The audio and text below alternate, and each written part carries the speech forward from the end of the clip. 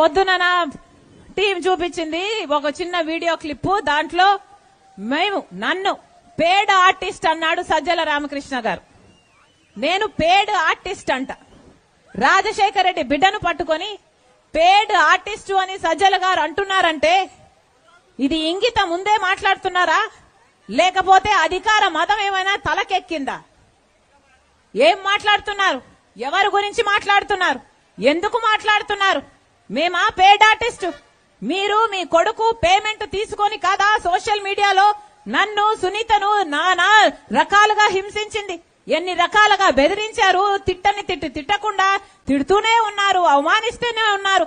ఆఖరికి నేను అసలు వైఎస్ షర్మిల రెడ్డినే కాదంట, రాజశేఖర రెడ్డి గారికి పుట్టనే లేదట, ఆఖరికి విజయమ్మను కూడా అవమానించిన వాడు ఈ సజ్జల.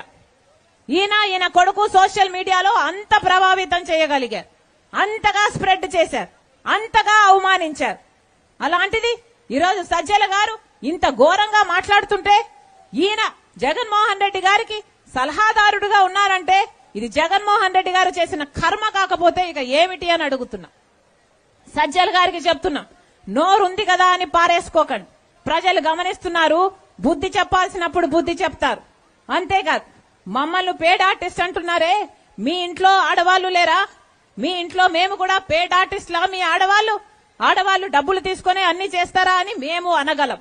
కానీ మేము అలా అనం, ఎందుకంటే మాకు సంస్కారం ఉంది కాబట్టి.